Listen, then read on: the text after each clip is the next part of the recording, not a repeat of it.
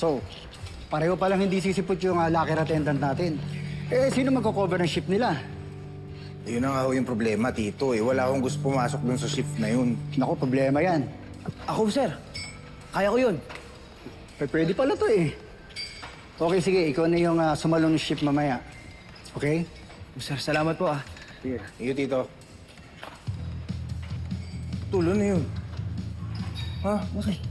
Iko-cover mo tong late shift tapos gigising ka ng maaga bukas para sa opening. Kaya mo ba?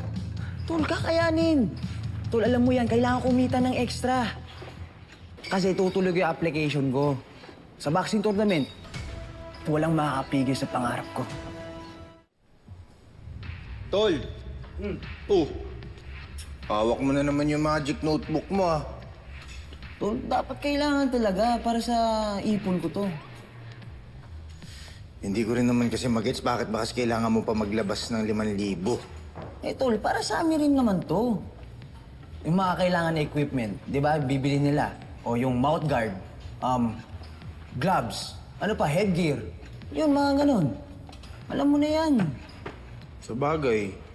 At saka parang nag-audition pa lang din naman kayo eh, no? So bakit nga ba nila kayo pagkakagastusan? Di ba? Pero, tol, pag next nating sweldo, maabot ko na yung target ko na 5,000. Baka sumobra pa eh. Ayos ah. O pagka sumobra ah, libre mo kami ni Jolly dun sa paborito natin paresan ah. Opo, sige pa, yun lang. Ako bahala sa inyo.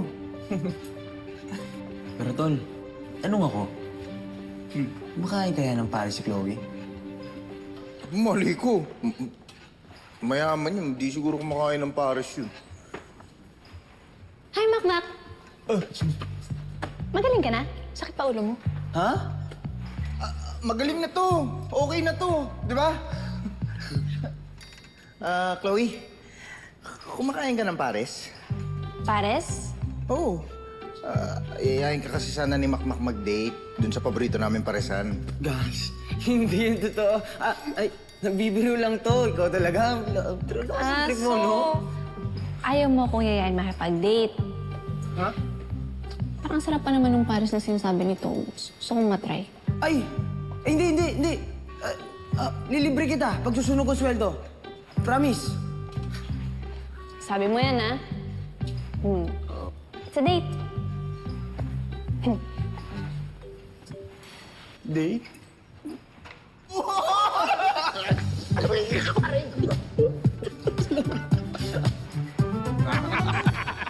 Ayos ka talaga, pare, ha? Bukas ulit, ha? Bukas! Bukas! Ha? Sulihan, bukas! Bukas. Sige. Bukas, ha? Sige na, huwag niyo pulungan sa mga tao. Lupulungan niyo na naman eh. Bukas! Kalibre na nga kayo ng... Domeng! Mukhang magaling ka na. Balik paglalasing na naman. Ma, Gloria, nakainom mo lang konti, eh. Konti, hindi mo ba naiisip? Malamang yung anak mo nag-aalala sa'yo. Matagal na akong walang anak, Gloria. Alam mo, Domeng, hindi kita husgahan kung wala ka ng pakialam kay Nonoy.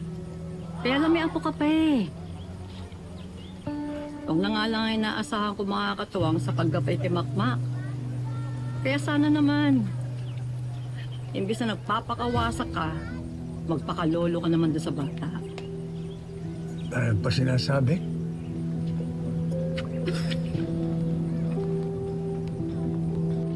Pasensya na ho kayo eh. Medyo nakainom ho eh. Tiba-tiba ka ngayon, paldo. Ang dami mo sweldo, ah. Pare, alam mo, sulit yung pagod pati puyat. Makakompleto ko na yung pang-registration fee ko. Sa'yo.